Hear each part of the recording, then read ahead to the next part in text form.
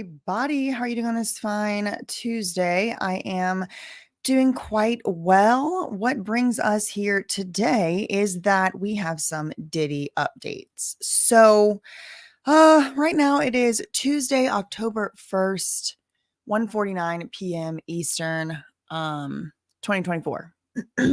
And let's see. Hello, Diamond Rainbow L. Hello, Stacy. There's going to be a press conference. Long story short, it's going to be a press conference. And the press conference today is from a Texas attorney named Tony Buzbee. Now, I haven't really looked into him. I did look up his picture to make the thumbnail that you clicked on. But I don't really know anything about him. But just looking at the man's pictures, I can predict he's going to be a riot. He is going to be a hoot. He is going to be a character, as it were. Okay. Oh my God. Let me see if I can pull it up quickly. What I mean. Okay. Yeah. Here. Again, I haven't done any research on him. He might be a POS. I don't know anything about the man. I'm just telling you who is going to be hosting the press conference. And this person, he is representing 50. Some places say 50, some places say 100, but it's 50 to 100 alleged, purported victims, survivors, what have you, witnesses pertaining to Diddy, pertaining to the Sean P. Diddy Puff Daddy Combs situationess. Okay, look at this. Look how he is sitting in this, obviously some type of congressional or governmental building. You see what I mean? I can just tell you the man is about to be a riot. He's standing in front of this, what is this? The Texas Republican. This is okay. All right. So that's clue number one. The man's about to be a riot.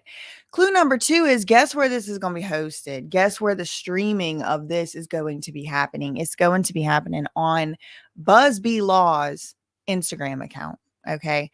They not saying, go watch CNN, go watch ABC, go watch Fox News. No, ma'am. Go to my Instagram live stream. He ain't even going live on YouTube. He's going to do it on Instagram, which honestly, I kind of like it. I don't know. It's a little chaotic, but I like it. The famous video vanishing. Wait, hold on, Kiss a Smooch. How you going to come just in here and just say the famous video? Which one? Which one vanished? Let me show you his Instagram, since that's where we're going to be watching the live publication happening at. And how do I know this? Because he put it on Instagram 2 times. Look, 2 days ago for immediate release. This is his press release. This is him telling everybody there's going to be a conference 2 days ago. It says here, let me make it big so y'all can see the little thing. See up here, the little, the caption. Tony Buzbee, a press conference setting out the claims alleged against Sean P. Diddy Puff Daddy Combs and others will be at 1 p.m., which is a central time because he's in Texas, will be at 1 p.m. Tuesday on the 75th floor of Chase Tower. Access is restricted to those with press credentials only. Well, I feel like that is a little bit no, but I think it's probably because it's in the Chase Tower. The Buzbee Law Firm and the AVA Law Group represent well over 100 individuals at this point. If you've been victimized or have witnessed such, call the S Abuse Hotline at 1-800-200-7474. Be brave. Oh my God, please. I don't know about this whole be brave thing, but honestly, whatever. I don't know, whatever. Okay. So then we have the actual press release. For immediate release, the Buzbee Law Firm and AVA Law Group to release information regarding pending lawsuits. The Buzbee Law Firm and the AVA Law Group, and then they tell us what we've already just been told, when and where and how, which is right now in about 5 to 6 minutes. At the press conference, information will be made available for the first time to the public regarding claims made by victims against Sean Diddy Combs. Okay, so you see that right here? I'm reading this answer here. Does it let me do this? I don't think it'll let me actually, no, I can't do anything with it. Okay, I'm right here.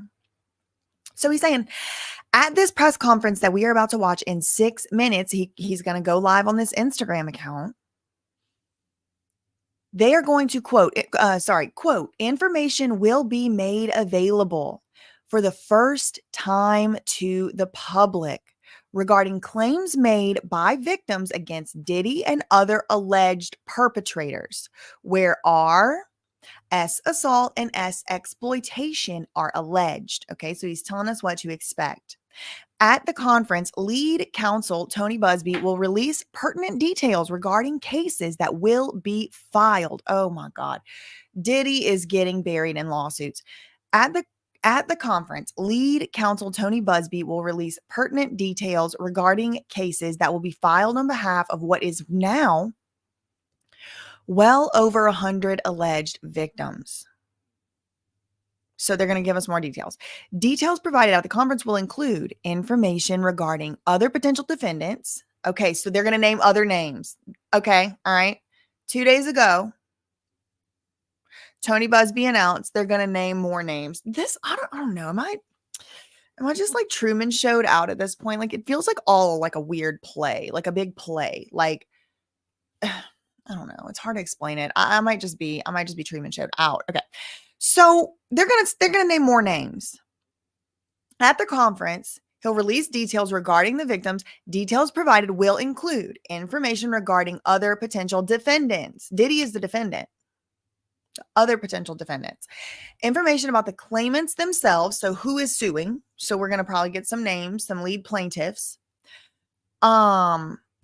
And then he's probably going to call and say if you fit into this category, because this seems to be the class action. Like, he's the lead class action lawyer, it seems. He has this number out. I thought it was going to be Gloria Allred. Maybe there'll be a little turf war over who's the lead. I don't know. You heard it here first, though, if that transpires. Anyway, okay, so on behalf of where the alleged activity occurred and what allegedly occurred. I would imagine, like, my prediction here is that we're not going to actually learn anything particularly maybe like new or out of the ordinary with what occurred, where it occurred, or what type of activity. I think we have a pretty good idea now out of the 12 lawsuits or however many it is at this point, 11, whatever. But I would be I do think it'll be new information, because remember whenever we found out this new co-defendant in the Talia Graves lawsuit, the one with Gloria Allred, when we found out the co-defendant there, we found Big Joe. We've been on Big Joe for 2 days. We've been looking at his Instagram. We've been looking at his rhymes and dimes, and all of that. So, I mean, that was a co-defendant. He is a co-defendant. And that's what can happen when you introduce another co-defendant. So even if it's not like somebody super famous, it can help us to piece together more pieces of the puzzle from the public record. Do not contact anyone. Do not do anything deranged or depraved, y'all, please. Okay, what else? Mr. Buzbee also intends to share some specific compelling stories of victims and take questions. So y'all be aware, if it's not the time and the place for you to be hearing that kind of stuff, then you need to click off before Tony Buzbee goes live, which is going to happen in about 2 minutes now. Okay. Also at the conference, he will discuss the various state laws that apply. And I got my notebook. So if y'all see me looking down, this is like expo marker because it slides across my board all day. I use my stuff. Okay, so I got my notebook. It says the laws that apply. That's what he's going to tell, which specific Texas state laws apply. And he's also going to talk about the venues where the cases are going to be filed. So what states or courts, whether it's going to be a state court, state law, if it's going to be federal. I mean, I can't imagine it'll be a federal civil law. I mean, I guess it must be, because it would have to be, right? That's how it always goes. I don't know. We'll see. Jurisdiction, girl, I passed that on the bar and then I forgot I learned it. Further at the conference, Andrew Van Arsdale, co-counsel and attorney with AVA Law Group, will publish the S Assault hotline and will explain the process when witnesses or victims call that number. Okay, good, because I'm gonna call that number too, because I gotta tell him about Diddy's business manager and how she tried to silence me at my job. Okay, there's something else here. Oh, more. Okay. So the press conference, he's still not live. We're gonna get a little alert here when he goes live. His little icon, his biopic right here is gonna light up with a little rainbow circle around. It'll be like is live, so we'll get the notification. We're right here on his page. What in the hell? It's interesting what they print in the paper. For the first time, I think I read maybe the best article I've read in this paper. Come check it out. It's interesting what they print in the paper. For the first time, I think oh my God, it's like a Lord Cornberry-fied me. Oh my Lord, please.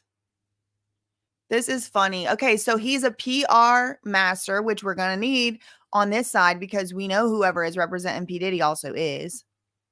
Okay, but also it's kind of interesting what they print in the paper. He's like, it's interesting what they print in the paper. And he's sitting there like in his like front yard. He knows he does not need to be wearing them pastel pants after Labor Day. He knows better than that. You should have put on the rust color to go with the pumpkins behind you. Tony, before you do your next one of these, I will fashion consult you because this is not it. This is not it. But I get what you're doing. So he's sitting here smoking this cigar, reading the paper. He's like, this is the best thing they ever put in this paper. And it's a whole entire article about him. And this is the attorney. We're about to watch him at the press conference. Oh, my Lord. Okay, so he's got this, too. He is a character. I knew it. I knew it when I saw those pictures of him, just picking it for the thumbnail. The Buzbee law firm press conference. Buzbee to represent victims in Diddy's sexual assault case. 1 p.m. Central. Live streamed on Instagram at Tony Buzbee. All right. There you go, Tony. And this is his post from 4 days ago, kind of announcing the whole thing. The Buzbee law firm has been associated by the Ava Law Group to act as lead counsel to pursue claims on behalf of more than 50 individuals who suffered as assault and abuse at the hands of Sean Diddy Combs and his cohorts. This group of brave individuals include both men and women. Many were minors when the abuse occurred. Some of these brave individuals reported the incidents to the police. Others did not. Each individual story is gut-wrenching and heartbreaking.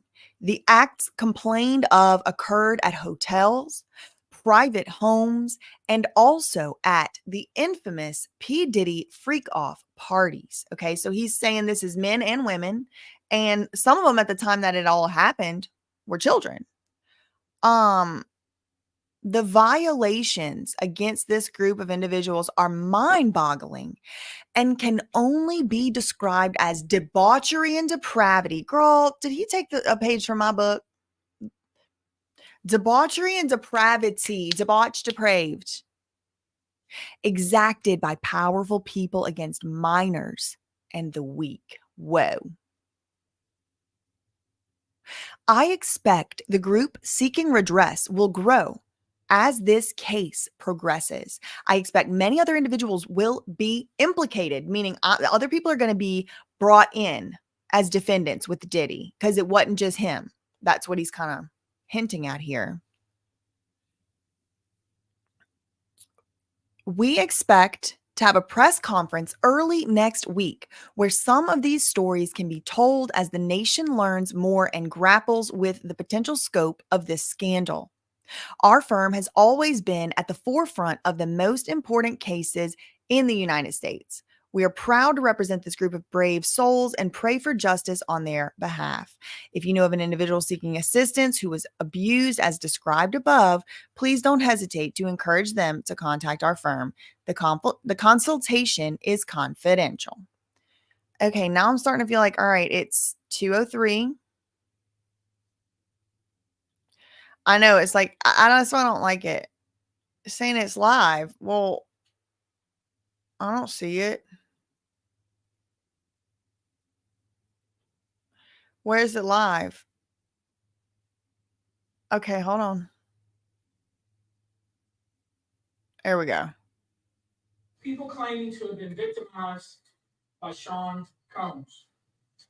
After vetting We now represent 120 individuals who intend to bring civil claims in civil court against Sean Diddy Combs, as well as claims against many other individuals and entities Okay. that we will name as defendants as we file these individual cases. Okay.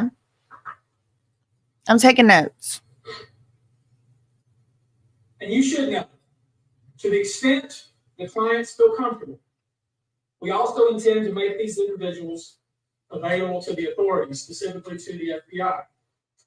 And you should also know a few of them have already been spoken to. Okay.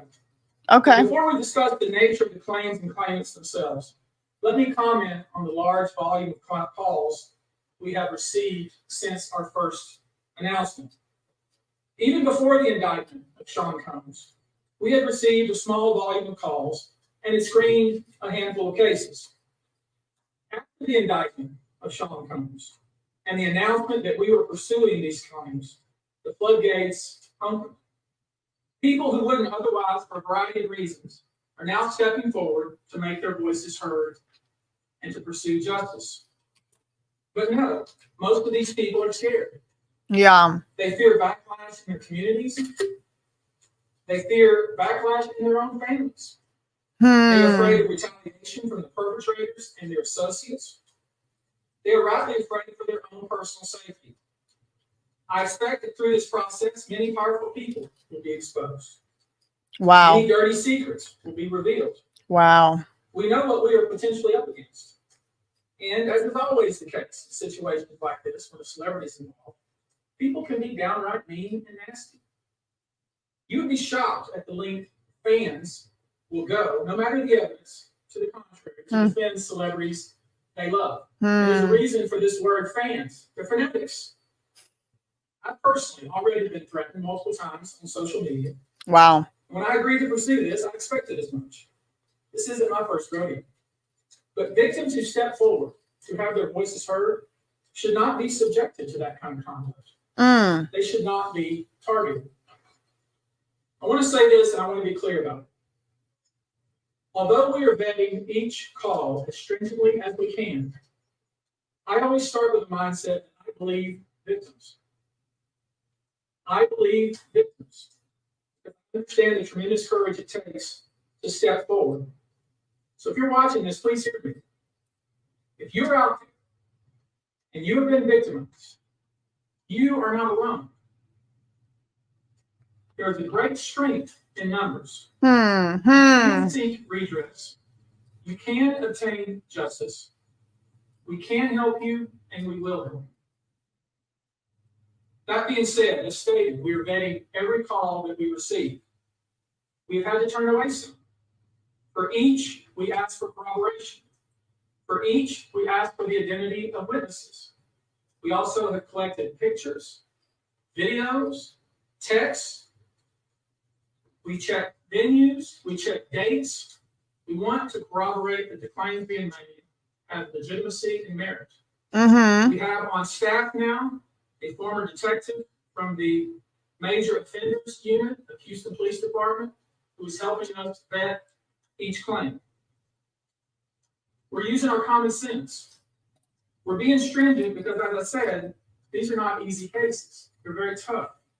The process is hard, and in some cases, the process is very lengthy. These cases are hard to prove. Many times, it's the victim's word against the alleged perpetrator. Each of these victims will no doubt be publicly attacked by the alleged perpetrators, and in some cases, the general public. The feckless and cowardly keyboard warriors love to attack. We know what we're up against. We did not enter this fray blindly. I wish it was my last such fray. I wish this type of behavior wasn't so pervasive. But it is what it is, so we will press on. As I said, our law firms have been retained by 120 individuals at this point to pursue cases in civil court against Sean Diddy Combs. You should know, in this group, it is evenly divided between males and females. Evenly divided between males and 60 females who have joined us to pursue these claims as plaintiffs. In this group, 62% identify as African American, 30% are white, and the remainder are Hispanic or Asian.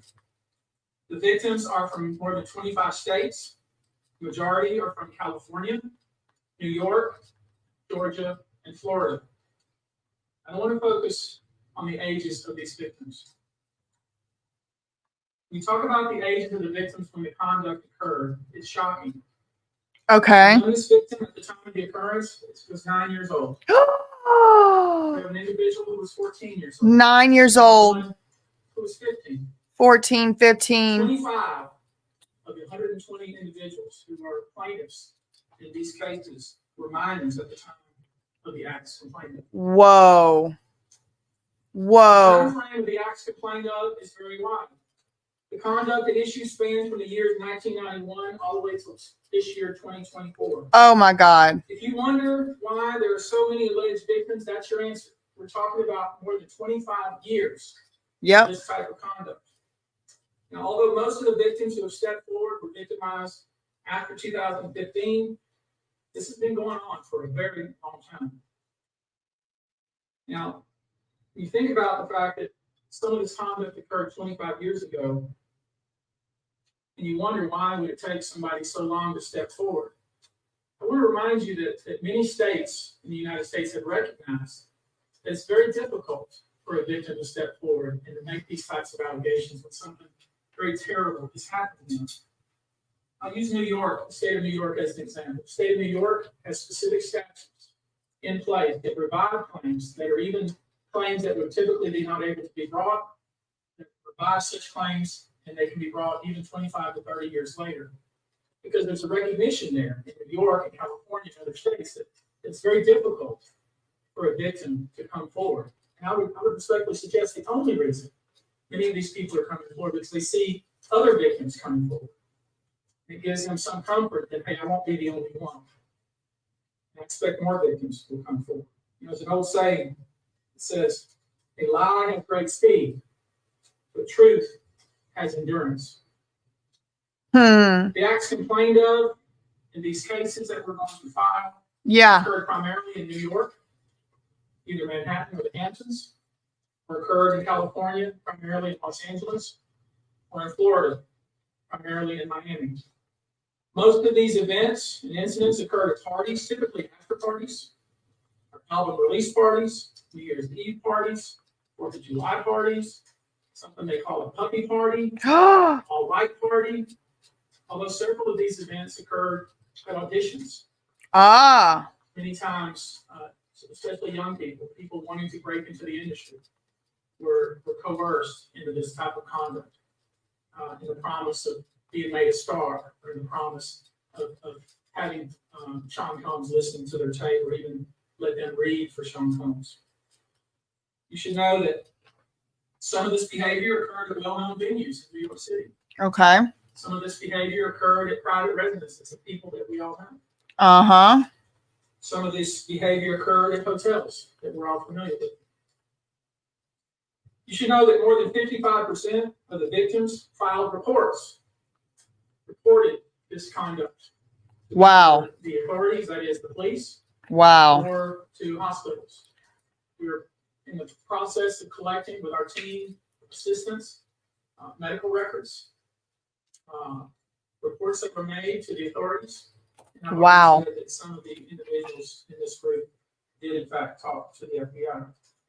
You should know that several of the individuals, and when I say several, I mean many, who did in fact seek medical treatment were drug tested, and drugs were found in their system, weird drugs. Weird drugs. You probably never heard of. One in particular that continues to pop up is a drug called xylazine, or trank. Which, based on our research, is known as a horse tranquilizer.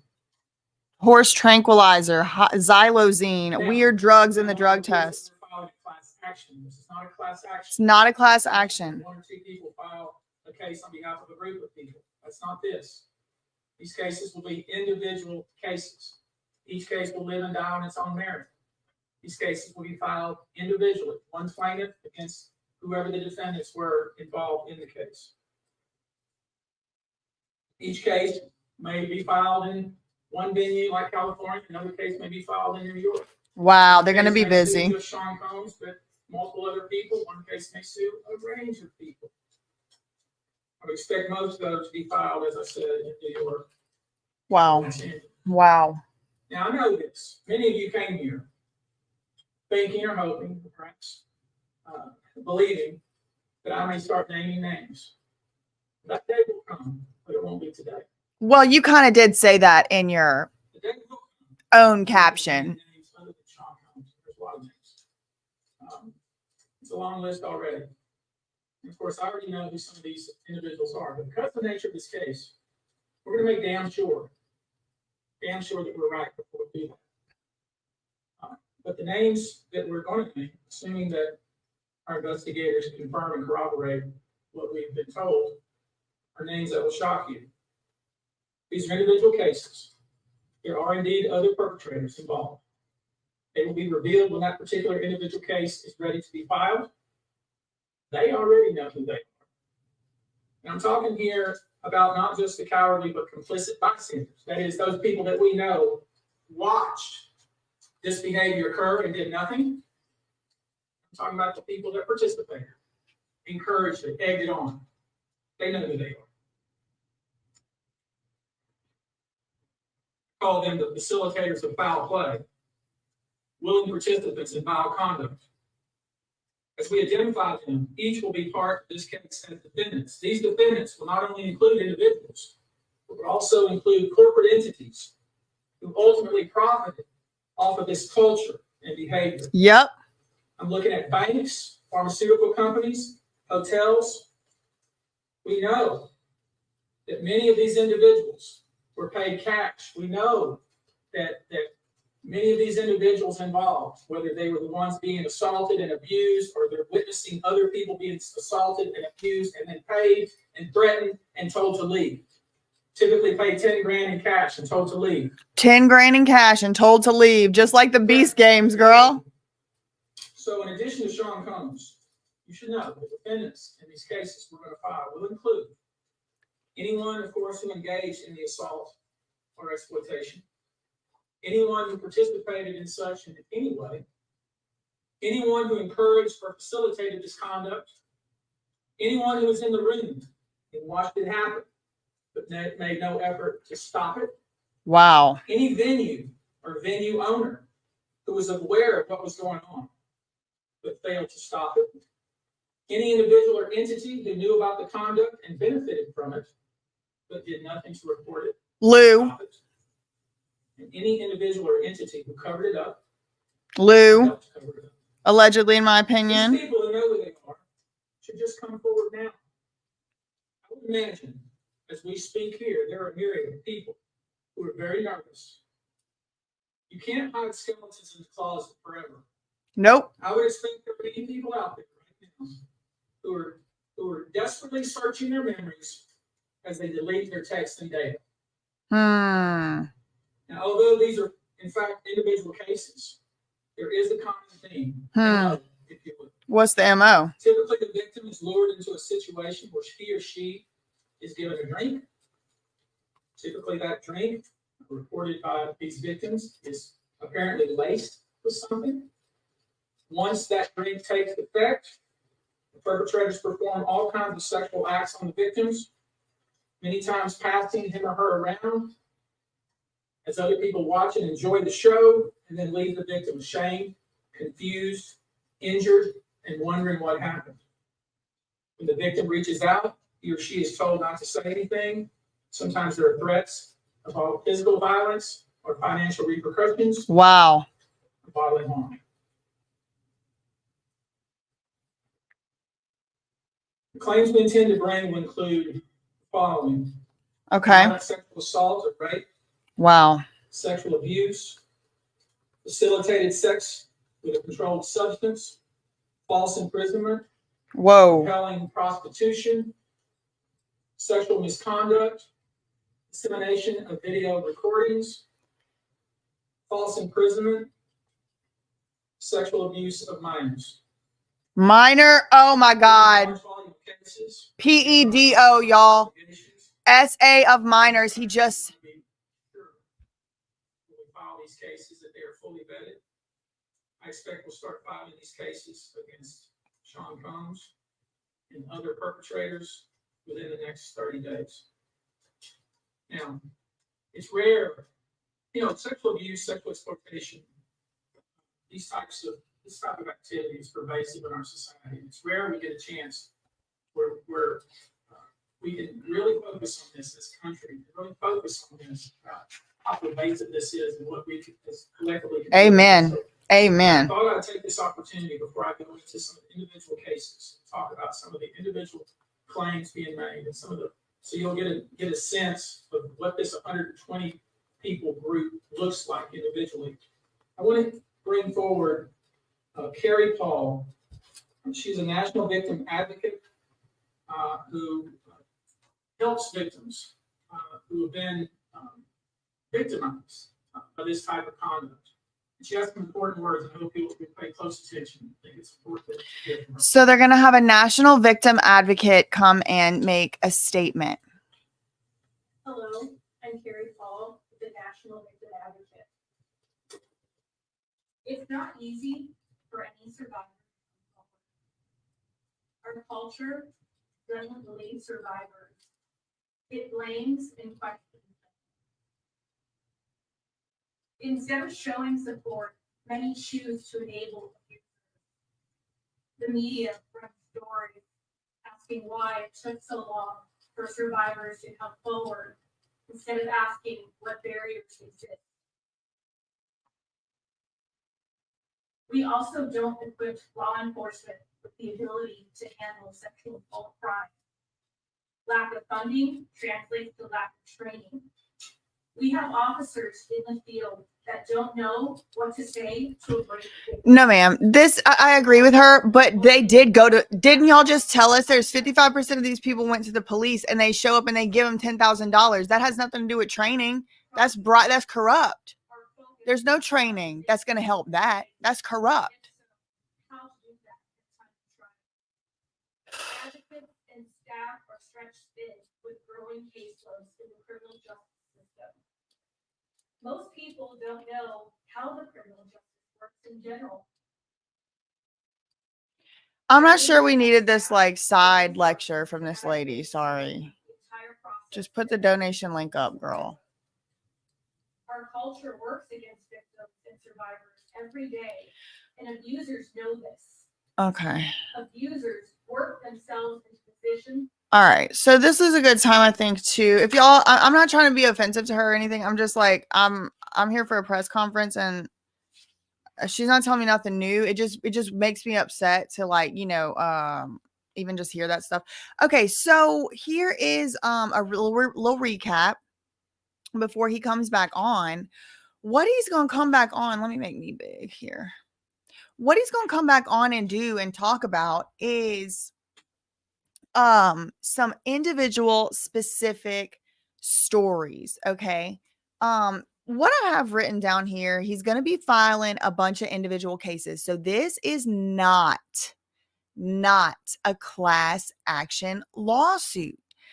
He is saying that they have over 120 lawsuits that are going to be coming up out of his law firm. I don't know how they're even going to handle all that, but he's going to be doing it. It's not a class action. And he said, right now they're vetting the claims. They're vetting the tips and the people that come in. He said he has had to turn people down.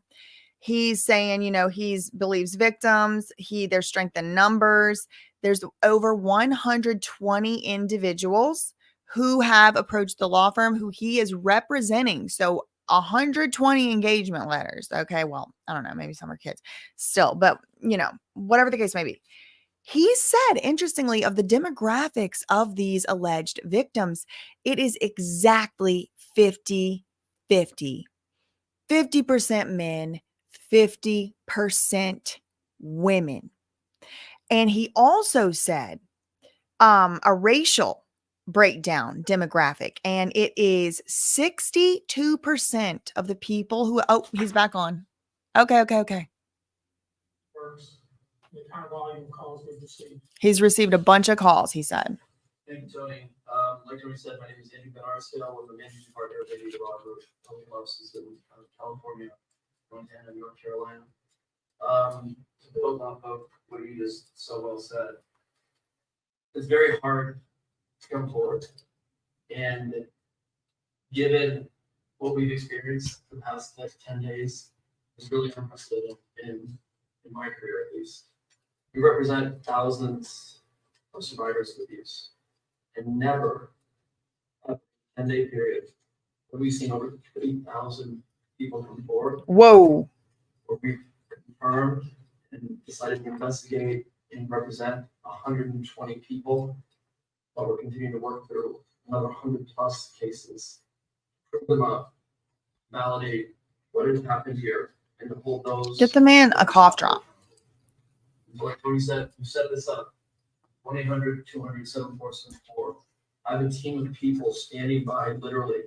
If you know that this happened to someone and you have information about it, please contact us.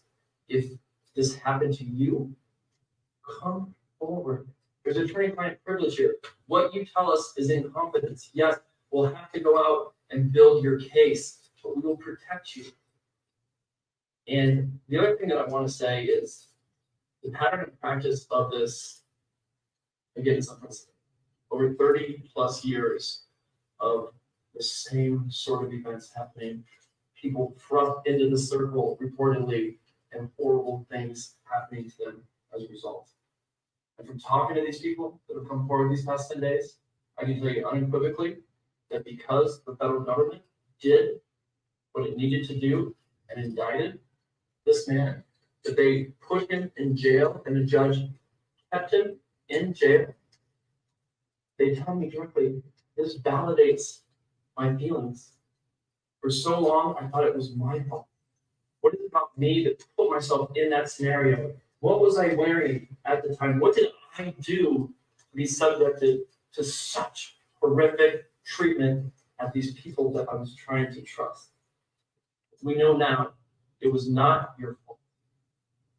You were victimized by a group of powerful people that operated for 30 plus years, taking advantage of their wealth and the power that they held within the music industry. So again, thank you to every single person that has come forward and contacted our office over the past 10 days. If you, or someone you know, suffered the same sort of treatment, please contact us at the number behind me, and we will help you.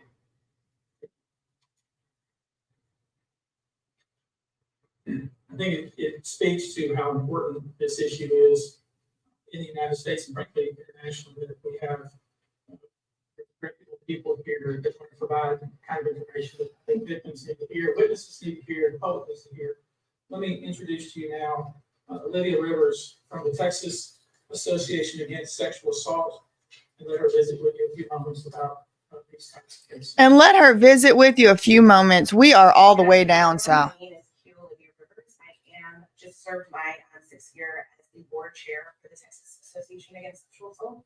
I'm also the CEO for the Bridge Over Troubled Waters, which is a local rape crisis center here in the Houston area. So thank you for being here as we address these heinous crimes. Sexual assault is not just a crime of violence against the body. It's an assault on the very essence of human dignity and safety. It shatters lives, it destroys confidence, and all too often. Where she's from, the association of what? The reality for many survivors is that coming forward to report their assault is one of the most difficult and daunting tasks that they will ever have to do. And for some, it may take days, months, or even years. Okay, this is things we kind of know already. So back to my recap. So she did a racial breakdown. He said a racial breakdown of the victims was 62% African, self-identified as African American. 30% was, what was the 30%? Caucasian, I guess. I forgot. Yeah. And then he said, and the remainder were Hispanic and Asian.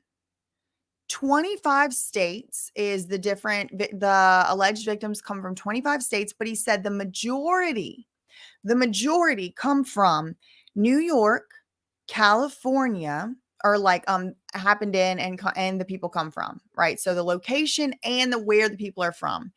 Predominantly, the victims are predominantly from California, he said, with, you know, many being from New York, Florida, Georgia, and elsewhere, but there's 25 states total. And it had happened in many locations, but he said primarily in New York, Manhattan, New York, in the Hamptons, and Miami, Florida, and I guess Atlanta. He said Georgia, but he didn't say a city. He said the time frame. Now, this part I found to be very interesting. He said the time frame, it's way beyond what they are saying over there in the federal indictment and all of that. Like the federal, all that, they're going their scope over there in the federal criminal case. The criminal indictment only goes from 2008 or 9 to 2018 or 19. Okay. Or maybe like 2020 or something. But the indictment starts in like 2008. That's all it goes back. But here, this one that we're learning about here today, the not class action, this is 100 new lawsuits finna drop, okay? And this is just how this is how it's gonna go, because I mean, there's already hundreds and hundreds of lawsuits against Sean P. Diddy, Puff Daddy, Combs, and or Bad Boy Entertainment, and or some combination of his businesses and enterprises. There's already hundreds of these lawsuits. So now there's about to be hundreds more, at least 100 more. So they're going all the way to 1991. Okay. These lawsuits, they go back to a time frame period from 1991 all the way through this year, 2024, he said. Okay. So 1991, wouldn't you be surprised to find out, is right smack dab around exactly when Lou Taylor started working with Uptown Records, Andre Harrell, and Mary J. Blige and all of them. I don't know if Mary J. Blige was around in 1991, but eventually she would be working with Mary J. Blige, and she still, I think, does to this day.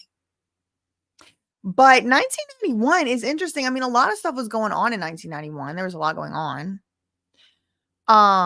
But Lou Taylor started working for this company called Davimos in 1990. Okay, hold on. Here we go. We're back on. Before we close here, about some specific instances without disclosing names. Depending on the age of the victim, you can file these cases, these individual cases, under Jane Doe or John Doe. Each state is different in that respect. Typically, there is a balancing test, like the public's right to know the name of the victim and plaintiff versus the confidentiality and the safety of the plaintiff. So we'll have to struggle with that with each one of these cases. Our intention, of course, is to, like we always do, file these cases under pseudonym until the court tells us otherwise. So let me share with you a few just kind of give you a sense of the kind of cases. He's going to give us a sense. That people are calling and reporting that we are trying to corroborate, vet. These are the ones that we've already corroborated, vetted, and collected evidence on. One individual, who was 22 years at the time, she was assaulted, said that the typical MO at one of these parties that have been widely discussed in the press was that when you were handed a drink, and now we know that the drink is laced with something, if you refused to drink it, you were kicked out of the party. Let's see here. I mean, the admission to this party was that you had to drink the chosen drink that's handed to you. And now we know that in most cases, I would say 90% of the cases, these individuals were drugged with some sort of drug. That was kind of the MO. Another instance, this individual who was 9 years old at the time. 9 years old. Taken to an audition in New York City with Bad Boy Records. Other boys were there to audition as well. All of them were trying to land a record deal. All of them were minors. This individual was sexually abused, allegedly by Sean Combs and several other people at the studio, in the promise to both his parents and to him himself of getting a record deal. Wow. Another instance, another minor, told allegedly by Sean Combs that he would make him a star, but needed to visit with him in private about it, away from his parents. Once they were in a private area, allegedly Mr. Combs made the victim perform oral sex. Wow. on him. Wow. Another incident, an individual 15 years old at the time, flown to New York City to attend a party, was drugged, and then taken into a private room, allegedly in the presence of Mr. Combs, where this female individual minor was raped, and then other individuals took turns. Whoa. Whoa. Another individual, 26 at the time of the occurrence, was picked up by, allegedly, by Mr. Combs and several other people in a black SUV from the airport, was given one drink in the SUV, and then literally woke up the next day not knowing what had happened, Whoa. but with pain and damage to both her vagina and her anus, where she then went to the hospital. She was missing her underwear and her shoes. Another instance, individual, this time not a minor, was attended a group dinner, allegedly with Sean Combs in Miami. She wasn't drinking because she was pregnant. But whatever she drank at the table, apparently, at least according to her, was laced with something. She blacked out and she woke up in the same bed, again, allegedly, with Mr. Combs. Oh my God. In his mansion in Miami. Her vagina and her anus were torn and sore. And I could go on. I mean, literally, you're sensing a theme here. Wow. It's the same thing. And it all involves some sort of drug. Yeah, it was a pregnant woman. One instance, an individual who was 20 years old at the time was asked to attend, just saw her on the street, asked to attend a party in a hotel. She was flattered, went to the party, was given one drink and doesn't remember anything else. Ultimately, was so messed up, went to the hospital where they found cocaine and this horse tranquilizer in her blood system. Wow. I'll give you a quote from a very young man who told us over the phone about his experience and all the things that happened to him. He says allegedly at the hands of Sean Diddy Combs and his friends in the effort to try to sign a record deal. This was kind of what he was told he would have to do. His quote is, "Had he not been in power, I feel like I could have been something great. I quit the industry because of what Sean Combs did to me." And that's really what it comes down to. We are pursuing this, asking you to support this effort, to encourage witnesses and victims to come forward, bring your evidence, so we can continue to break down this wall of silence. We can continue to have these stories heard. This is the beginning of what I hope to be a national dialogue.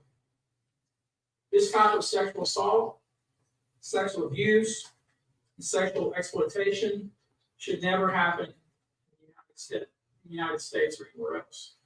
This should have never been allowed to go on for so long.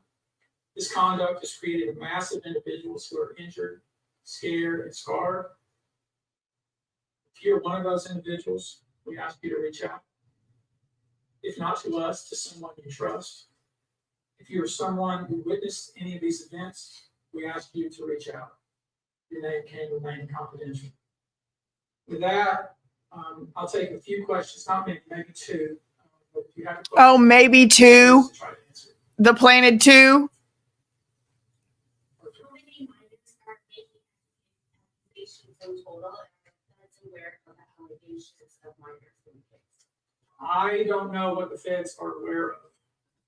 do know it's 25 out of this 120. Okay, I will say this, to that point. We welcome the FBI or any authority who wants to come to us, and we're going to make that available to these victims, because I think that's important.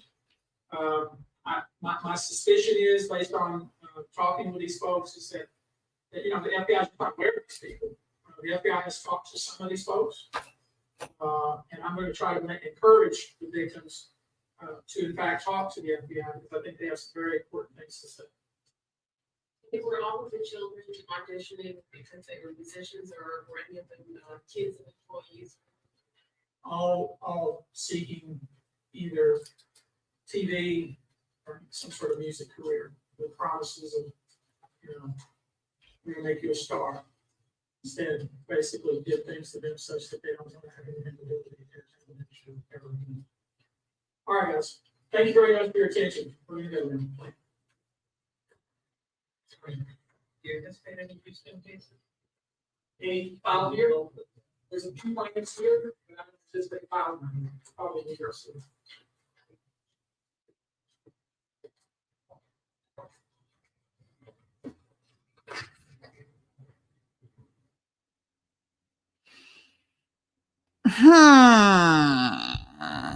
Girl, what they doing over there? Or I'm like, what was that about? Yeah, I mean, what are we thinking? Let me get to some of these starred. Okay, so let's go in order here. You'll clap when I'm done. This was a previous question. Member for 7 months. It's not a class action. It's 120 people. Thank you very much, TLD, for the $49.99 super chat. I appreciate that. Job for 9 said, can you look into the relationship between Candy Michelle Johnson and Diddy? Candy Michelle, thank you for the $5 super chat. Candy Michelle Johnson. Who is that? Wasn't I just talking about that person? Marilyn Barcelos, thank you for the 5 SGD super chat. Kimberly, welcome to memberships. Thank you. Shout out to You'll Clap When I'm Gone for gifting a membership. Allie Carter said she was one of the kids. It's through Child Protective Services. One of which kid. Oh, that's interesting. Thank you, little lady, for that tip and the $5 super chat. Oh my gosh, Fabulous Fab. You are all over gifting. Oh my God, thank you so much. 10 memberships. If you got a membership from the Fabulous Fab gifting, please do shout out. Paige Collins, thank you for the $19.99 super chat. Okay, so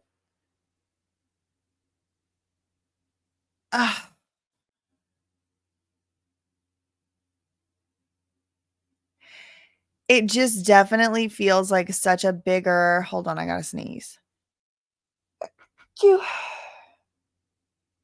It definitely feels like, how is one law firm going to handle all this? I'm saying, Sean Combs has abused and ruined a generation. Any celebs who want to defend him, please join him on the stand. I mean, Vic said they got a membership. Okay, so let's see what they say on the news and stuff. Oh, he's live again. No, he ain't. That's fake news. No, he's not. Okay, let's see what they're saying out there on the news. Diddy, 120 accusers.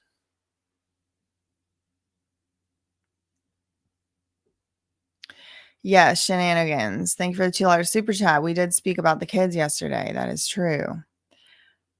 26 minutes ago.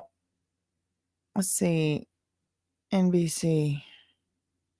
Sean Diddy Combs hit with a wave of 120 new assault allegations. A Texas big attorney.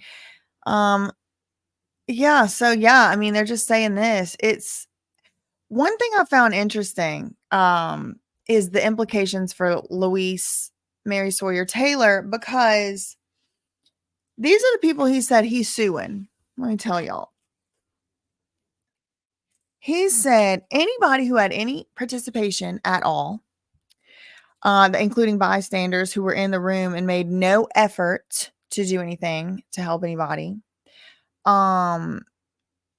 the venues, any venue where it happened, including hotels and or owners of the venues, anybody who benefited, who knew it was going on, and still benefited from it. And anybody who had any participation in covering it up.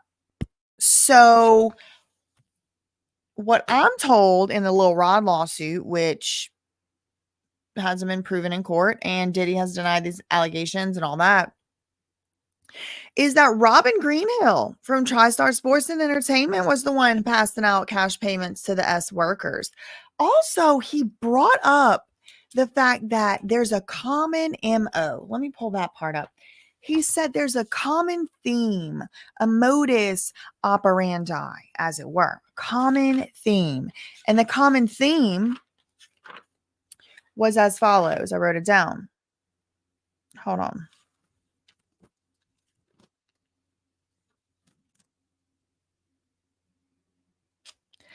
Lured. The victim would be alleged victim would be lured to a place. Often, sometimes it would be a studio, a hotel, a home, a private residence. And they would be offered a drink to drink. Presumably, this drink would be laced with some type of substance. Okay, this is the MO. The common theme. Once the drink takes effect, that means the person is a little out of it, a little compliant. And y'all, I mean, it does bring me back, hate to say it, to Big Joe with those two girls yesterday coming out the elevator. I mean, they were bumping into the walls, like barely could walk. Lured to a place, the thing takes effect. Then an SA would happen. And often under the common theme, the victim or victims would be, quote, passed around. Then if the victim or victims would reach out, back out to the people, to Diddy or to the alleged perpetrators, they would be threatened. The threats would be either physical harm or financial career harm. And and then they would just, struggle and suffer with those consequences for the rest of their days. Now, what we're also told, and this is very important to me because a big part of all this media, PR, and all of that is the easiest way to defend yourself if you're accused of doing something like that is to just spin it back and put it on the other person, right? So what they'll do is they'll say, well, she just wants money. This is a money grab. This is a clout chase. She just regrets it. She's mad I broke up with her, right? Whatever. She's lying. Why did she wait so long? That's a big one, right? Well, here, 55%. 55% of 120 plaintiffs reported what happened to them. 55% reported what happened to them to either the police or to the people taking the notes at the hospital. Reported it, said what happened. So I really don't want to hear this. Why did it take so long to report? Why did it take so long to sue? Good question. Probably because people don't have the money to sue. Probably this man's taking a lot of this pro bono. Some of these people probably did sue. I could show you at least a dozen right now cases that were filed in the last 5 years before Cassie's lawsuit. People have sued. You know what happens? You know what happens when they sue? The judge will dismiss the case and say it's frivolous because there's no way some rich and famous and powerful person did that to you. Conservatorship or jail, you got schizophrenia. So in the common themes, he talked about this drug. But he also said of those victims, those alleged victims who did go to the hospital, they had blood work done. They had substance analysis done on their blood. And the man, Tony Buzbee, the lawyer, he said they found all kind of stuff in these people's blood that they didn't take. One lady was pregnant. They found stuff in her blood. Wait, am I getting my two mixed up? No, she woke up naked next to Diddy the next day after her dinner, but she was not a minor. We also learned 25 of these 120 people were under legal age at the time of the assault.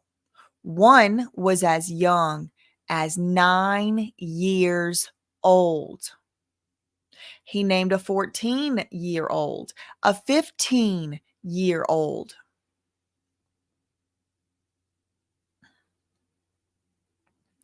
And then he said when those people would go to the hospitals and they would get the blood work done and they would report what had happened to them, something that would often come up were weird drugs that you might have never even heard of.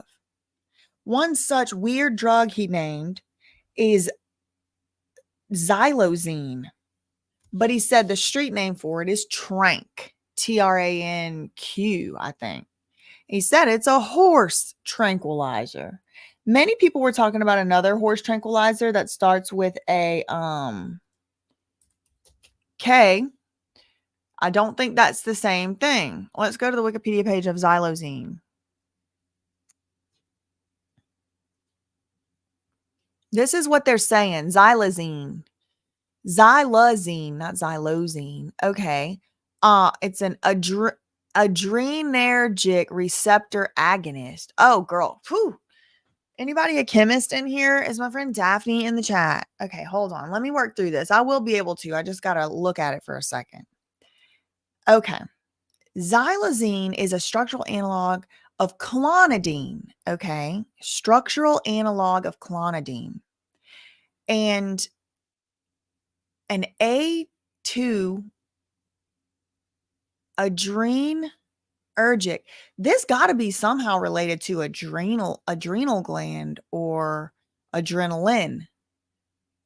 It's an adrenergic receptor agonist. What is that?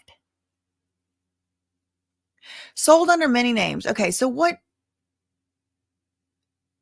Bayer makes it. It's called Rompoon, as well as Anised. I mean, he's right. I have never heard of this. Cetazine. I've heard of clonidine, but I never heard of anything else. Okay, it's a common veterinary drug. Well, that's probably why I never heard of it. It's for animals. Used for sedation, anesthesia, muscle relaxation, analgesia. That's like pain relief in animals like horses, cattle, and other animals. In veterinary anesthesia, it's often used in combination with ketamine. Said it like that for reasons. Veterinarians also use xylazine as an emetic. I think that's the thing that makes you throw up. Drug interactions vary with different animals. It is a commonly abused street drug in the United States, where it is known by the street name Tranq, particularly in Puerto Rico. The drug is being diverted from stocks for equine veterinarians, as well as trafficking bulk from China to be used as a cutting agent. Oh my Lord, for the big boys, for H and F. Causing necrotic skin. This is Tranq. Oh my Lord. This is what they doing over there in Kensington, where their skin's rotting off. It's coming in through P. Diddy. Oh my Lord. Sleep cut, zombie drug, ISO, and Tranq dope. No, thank you. It sounds like some of the newest up and coming Universal artists. Sleep cut, zombie drug, ISO, and Tranq dope. And that aren't those all the name of songs that Travis Scott has on his set list? Okay, it was discovered by some sus German. Results from early human clinical studies confirmed that it's a central nervous system depressant. Pain relief, causes reduction in blood pressure, heart rate. Studied for use in human beings. Hazardous side effects in humans, like hypotension. So it's like your heart is beating slow or like not enough pressure. Bradycardia. So it causes heart problems in humans. So they're giving humans, allegedly, according to Tony Buzbee's press conference we just watched, he said he was going to be filing lawsuits, which, include this being found in people's hospital blood work. And it's telling us right here it's not safe to use on humans. It was only approved by the FDA for use as a veterinary sedative, analgesic, and muscle relaxant in dogs, cats, horses, elk, fallow deer, mule deer, sika deer, and white-tailed deer. The sedative and analgesic effects are related to central nervous system depression. The muscle relaxant effect inhibits the transmission of neural impulses in the central nervous system. Okay, so I mean, it started being used in the 70s. It's not regular. Okay, this is a clue right here, y'all. Xylazine is not regulated as a controlled substance under the Controlled Substances Act. So it would make sense if you could drug somebody with something that you couldn't be in trouble for possessing and you're a criminal, wouldn't it make sense you would get something that can have these effects on people, but also that you can't get in trouble for having, because you can't have H and F, right? I mean, that's crimes. But look, it's telling us, at least on Wikipedia, I didn't look any further than this. It's not regulated under the Controlled Substances Act. It's sold online through distributors, often without requiring proof of a veterinary license. A commonly used veterinary medicine is probably diverted from veterinary sources. Okay, so it's common. They use this commonly. So they're saying in this Wikipedia, like, it's probably commonly diverted because this is a common medicine for animals. The low price makes it attractive for dealers looking for a cheap additive that is addictive. Oh my God. And not treatable with opiate withdrawal medications. This is insidious. Wow. Wow. It's addictive, but because it's not an opiate or whatever, you can't treat it with like Narcan and, what's the other one? Buprenorphine,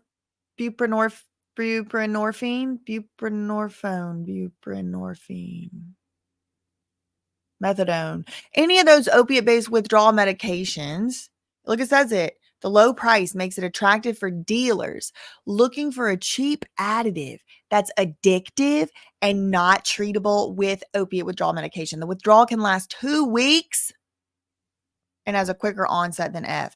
Most commonly ingested as an additive with F. It is unknown if drug users are ingesting it knowingly. Some people think wrongly that they are consuming a higher quality. Oh my God, this is sick. This is sick. Okay, so that apparently was found in, oh my God. Whoo, Lord. Then I got the emails coming in. Oh my Lord. This is crazy. Okay. So yeah, I mean, that is what has happened. Okay. Let me refresh Tony's page, Buzbee. I'm not really sure. No, you can't be on them at the same time. Girl, I don't know. I don't know. I'll take your word on it though. Yeah, people are saying Narcan. Woo. Yeah, there's this one too. No. Yeah, I mean, it was emails about Diddy, but like, people are sending in tips and stuff. Did y'all see Selena Gomez video, speaking of Trank and being on substances? I'm surprised they let her keep it up as long as they did, but it was stressful. I took it down. I should have screen recorded that. It was alarming. Go look for that. Anyway, that's all I really had for right now. I do have some other stuff. I don't know. Are we still want to stay around here? Like, I have some other stuff I could show y'all. Like, I have a whole list of stuff. Let me see. Kanye. Okay. Clive Davis. Y'all saw Clive Davis is speaking out. They're like hunting down old Clive Davis in the middle of West Hollywood. Turning to bisexuality. After my second marriage, I could have a relationship with a man as well as the two. I don't know what this. Major influence on the career of P. Diddy. Have you spoken to him since the federal raid? You're a major influence on his career. Have you spoken to Sean Combs? What do you make of the allegations against P. Diddy? Any comments about Diddy? He credits you as one of his mentors. You created Diddy the monster. People are curious about the status of P. Diddy. Watch, he's going to act like he got dementia all of a sudden. He got the Joe Biden disease all of a sudden. The status of P. Diddy. And listen what this old coot says. P. Diddy. Diddy.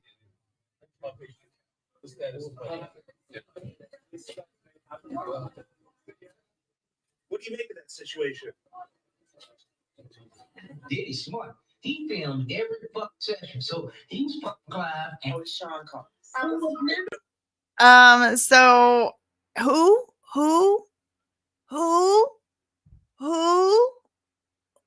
sir, please.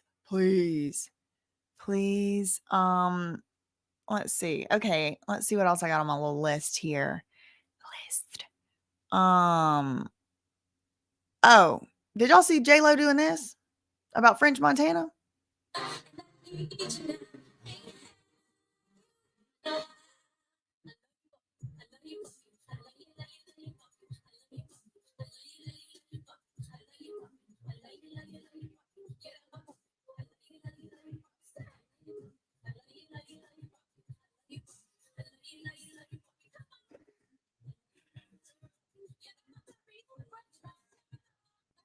She said, yeah, that my poppy French Montana. Did J-Lo date French Montana? Did I just miss that whole?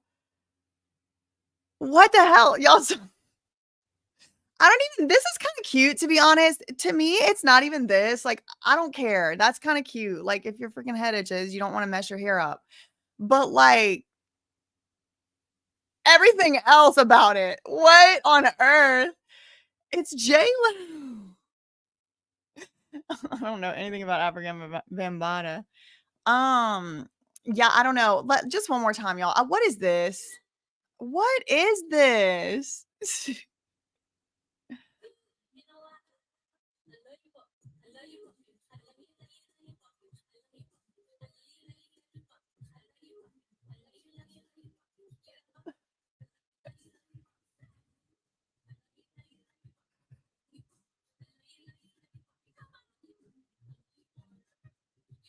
It's like who is up there in the crowd? We have Keith Urban. Look like the guy from the Joe Schmo show. Remember when they did that psyop on all of us and him? That's what she was doing. She was.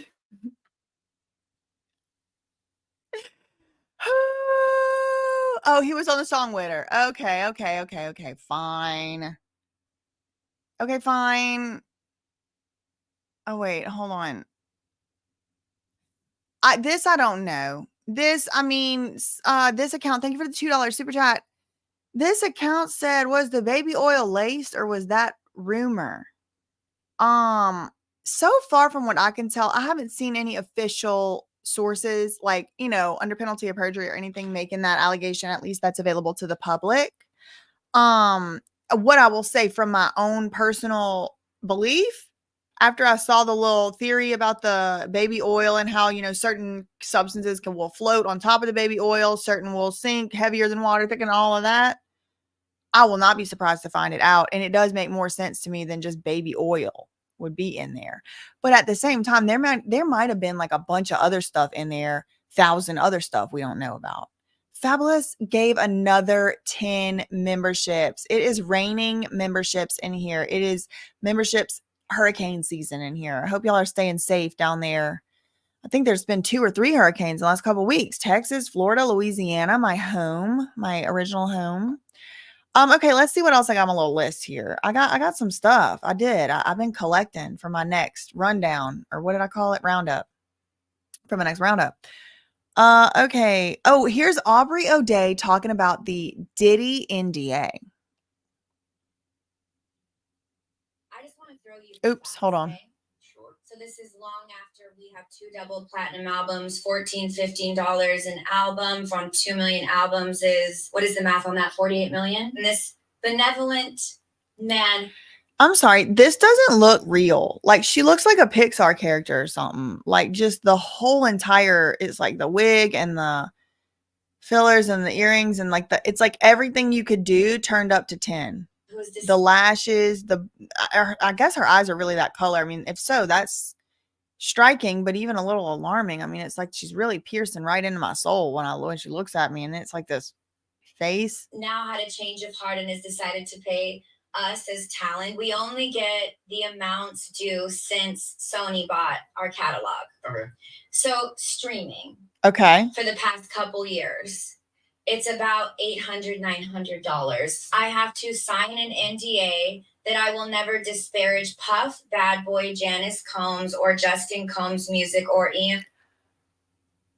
That I will never disparage Puff, Bad Boy, Janice Combs, which is Diddy's mom, or Justin Combs' music. So she can't disparage Justin Combs' music if she wants to have all her artist rights to the song. Or Sony ever in public.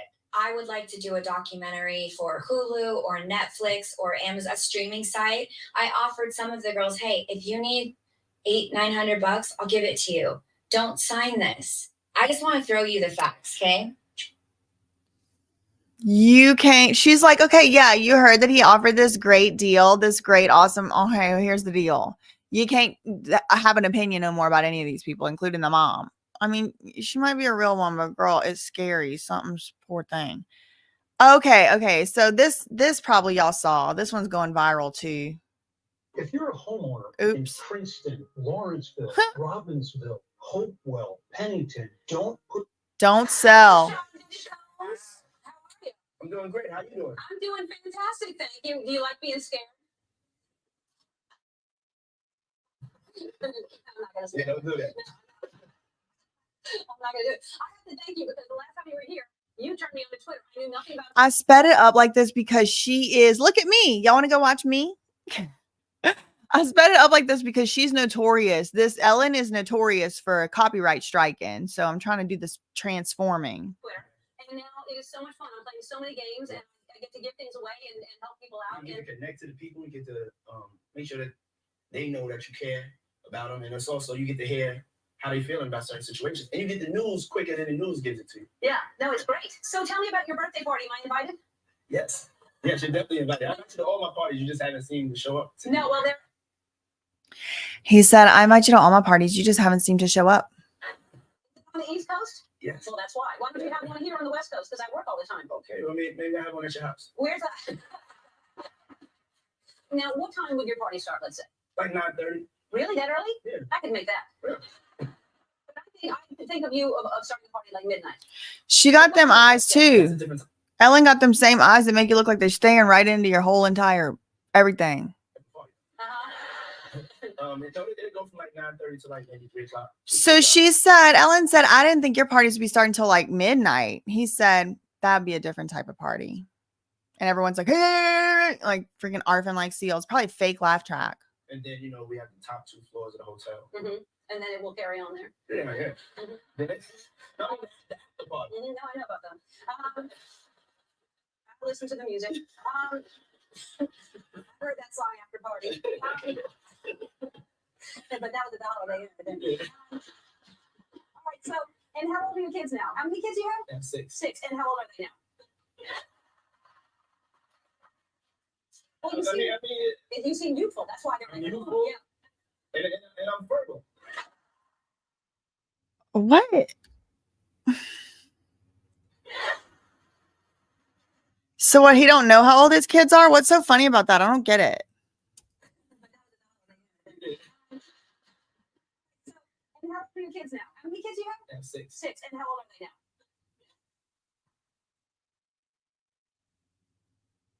I think they must have did a jump cut. What are they laughing so damn hard at? What is so funny? So, and how old are your kids now? How many kids do you have? I have 6. 6. And how old are they now? Well, you seem youthful. That's why they're youthful. Yeah. And I'm fertile.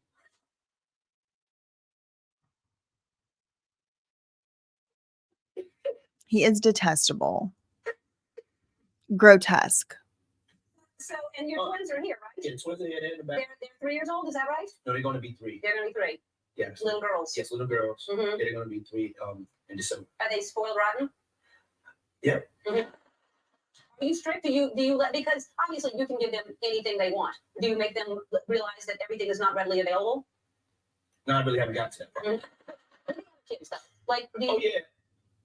No. Okay, anyway, so that was just, I wanted to show y'all that with the party thing. She's like, you know, different kind of party. That's the after party, all that, you know, all that.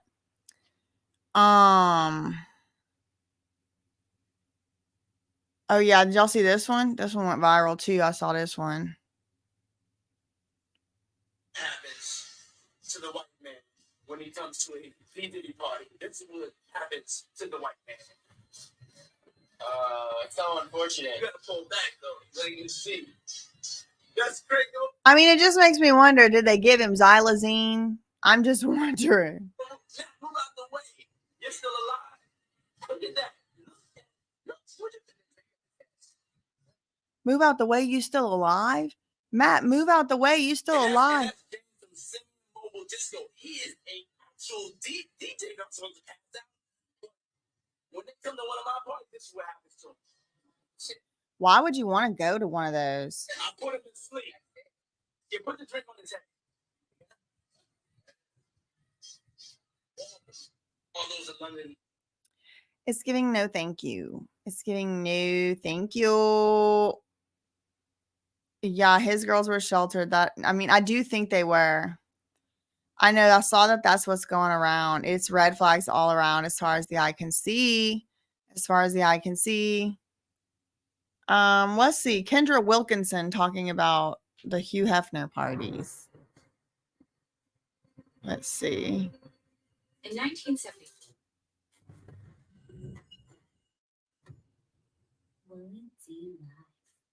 What's up, family? Kendra Wilkinson. She's looking back on her time partying with Sean Diddy Combs.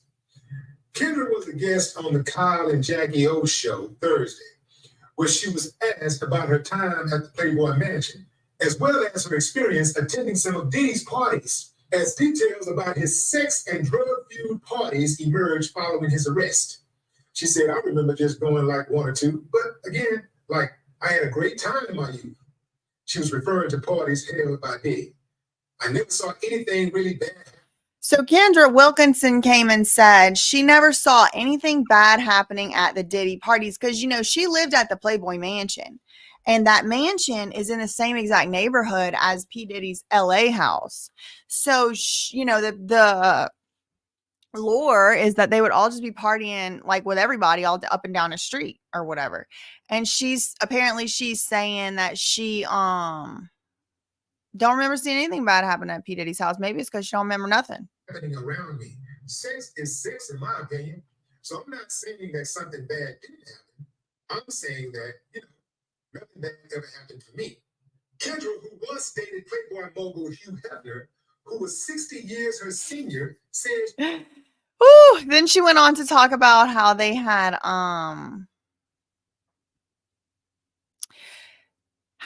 she had seen some stuff at the Playboy Mansion, but she was like, you know, like I kind of knew what I was getting into. Like I was wild and young and dumb and, you know, whatever, like I own it, whatever. But then at the end of it, it's like he has to actually sorry, I'm trying to do too many things at once. I don't remember what I was saying, girl. She can't really say how bad. Yeah, she's saying, you know, I remember. I remember now. This guy, he's like, well, when it really comes down to it, this guy, the video we were just watching, Willie D Live, he was like, okay, she said all that, but then she's also said elsewhere at different points in time that she was seeking therapy for the things that she endured while she was living at the mansion. So there's that. Yeah, and that's another thing too. Thank you, Amy, for the $4.99 super chat. How about Sean's mother? I do wonder. I wonder. Thank you for the $5 super chat, Cheryl. I wonder about the mother. I wonder how involved or not she is. I do need to go back and find that paperwork that I found one time. But one time I found somebody like kind of sort of random declaring bankruptcy. And one of the creditors was Janet Combs, whatever her name is. And it was like, it was like, I don't know, like, was it Eazy-E? It was like, I don't know, somebody like that. Like somebody famous back in the day. Like, I don't remember. I got to find it. Thank you, Marty, for the $3 super sticker. And Tanisha, thank you for the $5 super chat. Diddy's jet is registered to the address of TriStar. Yes. Could that implicate Luke Taylor in crimes that took place on the jet? Probably not. Probably not. Because registration just usually means like the registered agent for the business. But really, truly, maritime and like aviation or whatever law is all, bird law is all extremely very complicated, and it has all of its own special rules. So it could be. I don't know. It could be, but I hope she's implicated somehow because I know she must be. He was told of wrongdoings. Could be 9 years old. I know. Who has a book? Janice? Yeah, I know. Oh, Stevie Knight's YouTube channel has yesterday's story that proves Kendra lying. Oh, this is interesting. Oh, yeah, it was Frank Lucas, right? J&J said, rumor is Diddy's mom had the dad unalived. His dad worked for a known big substance dealer in New York City and snitched. Okay, so Stevie Knight's YouTube channel. Okay, let me go over there.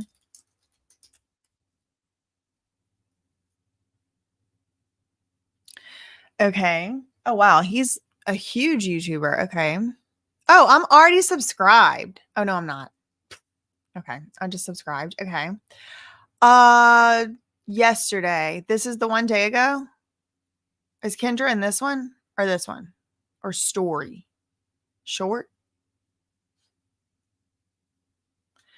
Okay, I don't want to watch like a whole entire video. So tell me what the timestamp is. I saw a creator on TikTok describe her web's party show. No, he worked for New York Freddy. Thank you, Furry B Productions. Diddy. Well, what about Diddy's dad? I'm talking about Diddy's dad. Diddy's dad work for New York Freddy?